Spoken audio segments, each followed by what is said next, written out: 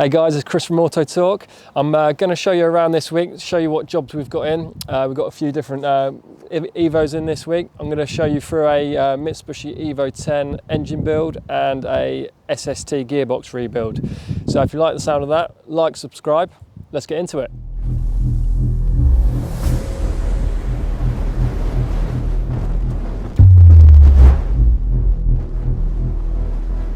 Okay, so this one here, Nissan GTR R33, we've got this in for a potential restoration job. We're going to be having a little look underneath it this week, sussing out what it needs and pricing up the job for the customer. So yeah, that could be quite exciting.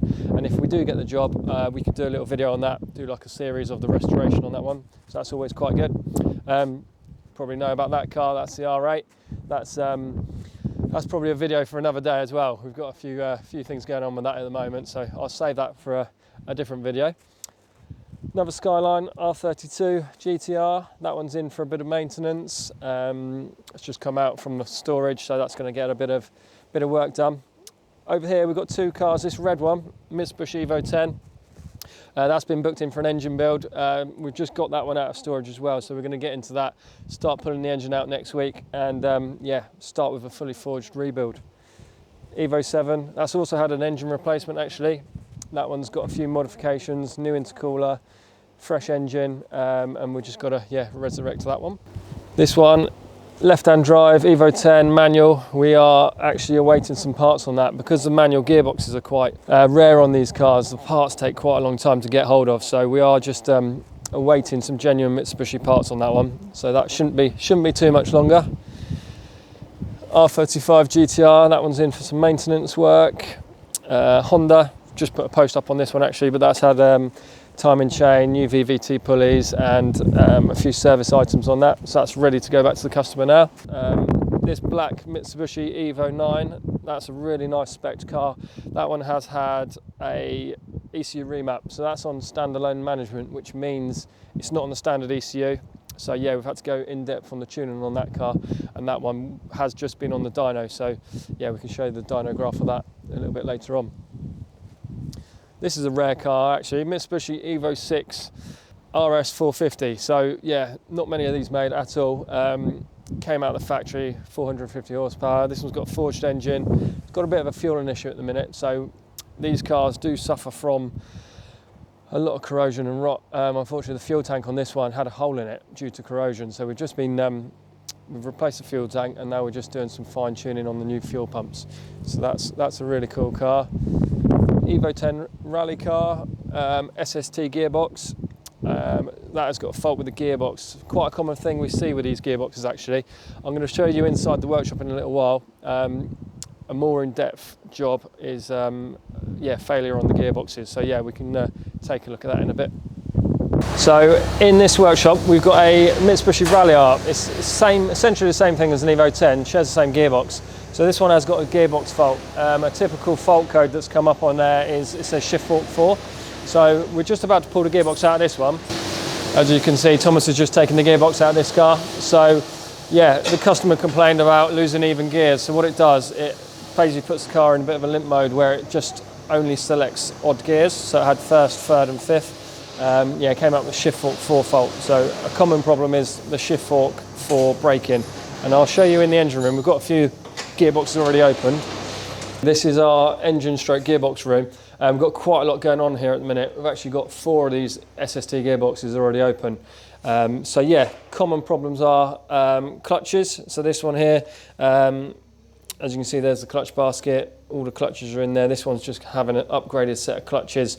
Typically on a standard car, they're good for about 370 horsepower. This car's now exceeded that, so clutches started slipping and we need to upgrade them. If you come around here, I'll show you on this one. There's a mechatronics unit. So this one is the brains of the gearbox really. They do get quite gunked up with gearbox sort of swarf, and the metallic-y bits of oil do stick to them. So there's lots of solenoids in there. They sometimes get stuck. Needs a good clean, and also some pistons in the bottom of the mechatronics sometimes pop out, so we've got an upgrade for that. We've actually made our own solenoids and core plugs for the gearboxes, so that's a common issue. Inside here, quite hard to see, but we will get a gearbox open a bit later on. The white plastic fork just up there, that is a shift fork, and if I show you around here, I've got one out of the gearbox. But a very common complaint from the driver is basically the shift fork foregoes. So what happens is, as a standard part, it's plastic and it's bonded in with resin. And what happens is, with the heat and the vibration, these actually snap and break. And because it's done off a magnet on a sensor, it stops selecting the gear. So what we've done an upgraded version. We've actually made an aluminium housing with resined magnets inside it on a fork, and there's grub screws holding it on. So basically that's a fail-safe. It's not going to snap like the plastic ones. It can take the heat a lot better, and that is our solution for that fault code. So yeah, if you ever get an SST gearbox and you lose all your even gears, it's more than likely that shift fork 4 that's broken. So I'm guessing that car out there that we just walked around is gonna see one of these broken. We will pull the box out, like I say, shortly, and we'll be able to have a little look inside it. But that is what we're expecting.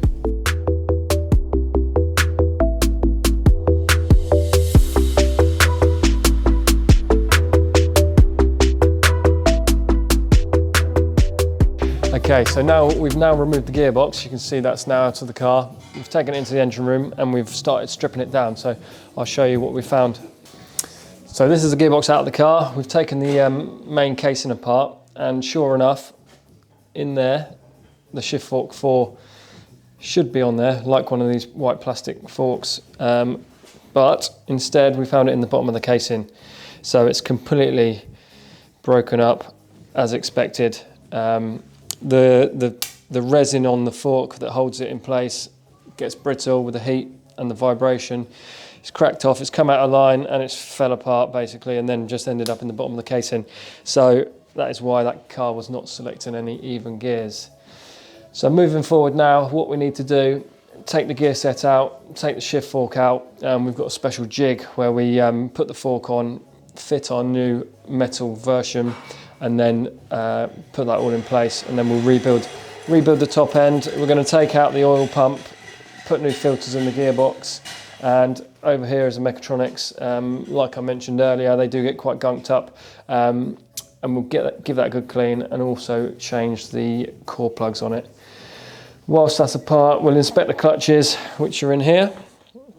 We measure all the clutches, make sure they're all within tolerance, because this car's done, I think it's done about 80,000 miles, so it's done a few miles. We'll make sure they're all in tolerance and they're good to go again.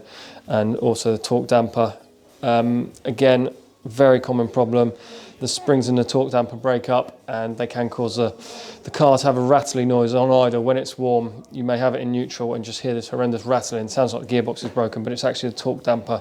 The springs inside break up. So that's something we're working on at the minute, is a upgraded version of that, which will become very popular because we do a lot of those. Of extra things that we found that we didn't see from the initial when we pulled off the end casing. So I was just going to show you down here. As the shift fork 4 we know is broken, we also found this, which is the backing plate behind the magnets on the fork.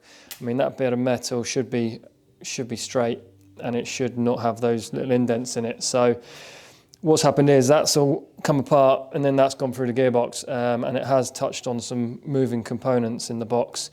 So once we found that, we had to strip it a little bit further to check the teeth on the gears and make sure everything was in full working order and not damaged. So luckily, this gearbox has got away with it. It's not damaged any of the teeth or the gears. It's just damaged that part of the shift fork. So that was a lucky find, because obviously you don't want to leave that sort of thing floating around in the gearbox. Something else we found, again, a very common problem, is this little bit of spring here. You can have a little look at that, but that spring, we've seen this many times. So what happens is these little parts of spring break up and they end up on a magnet in the bottom of the gearbox. They get picked up near the sump. From experience, we know that is a spring out of the torque damper, which is this component here. You can probably hear it.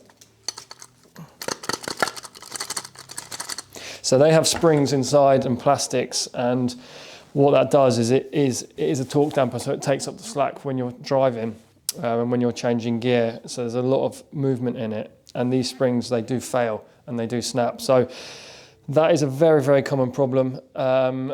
to diagnose that, you'll be able to hear it. If it is gone and it's bad, then when the car's up to temperature, you've got the car sat in neutral, and you can just hear rattling on idle. So it sounds like a bag of spanners rattling around in the gearbox. It's quite a bad noise.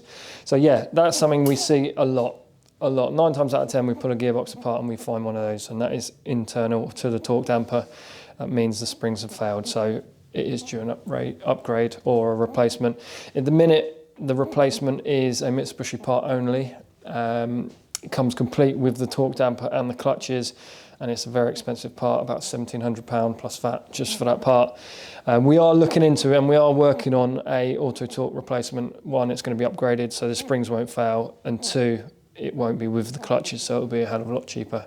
So yeah, that's what we're working on. That's a bit of a project we've got in the background. While I'm on this, I'll just show you quickly. The other thing we found with this car was the clutches. So we measure the clutches, we take all the clutches out. Here's the standard clutches here. So they're built up of seals and friction plates, and that comprises of a stock clutch there. We measure them. There's a distance, there's a height of the stack, and if that's below tolerance, then they're worn and they need replacement. So on this particular car that we're working on now, we have replaced them. We've just put standard clutches in, and we've put a standard torque damper in it as well, just as an option. So you know, if you're running more power, if you're running over sort of 370 horsepower, then we do an upgraded kit here. This particular kit is good for 470 horsepower.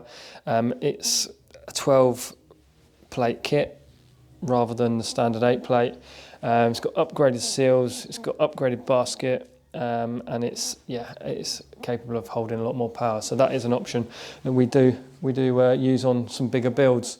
So yeah, as we are now, we're going to get this gearbox built back up. We know what's wrong with it. We've fixed half of it. We just need to put the clutches and the torque damper back in it now. So I'm going to leave the technician to get on with that, get it back in the car, and then we'll see if we've cured the problem. Okay, so the gearbox is now back in the car. We've given it its first road test, and everything is running smoothly. We've now got all the gears, which is obviously great, because it came in and it only had the odd gears. So yeah, fixed that problem. The torque damper is now silent, and there's no clutch issues. So yeah, as expected, the fault was what we thought it would be, which is good. Just going by our experience, we could almost diagnose that from the fault code and from experiencing how it was driving. So yeah, really happy with this job. We've just got to do the wheel alignment now, and then it's good to go back to the customer. I would say on a job like this, you're probably looking at a 2 to 3 day turnaround. We carry a lot of parts in stock. So all the common issues, clutches, shift forks, torque dampers, we have them on the shelf, so we can do that sort of quick turnaround. Maybe if there's something more specific you want, an upgraded clutch kit or something like that, then we may have to order it in. But yeah, 9 times out of 10, we have the stock in-house and we can turn it around pretty quickly. So yeah, we're going to end the video there, but if you like what we're doing, if you like these videos, we're going to try and put out more videos more regularly. So we're aiming to do 1 a week. If there's anything in particular you like the technical stuff, if you want to know how to do something or how we do something, then if you comment below, we'll try and get those videos out for you. But for now, thanks for watching, and we'll see you next time.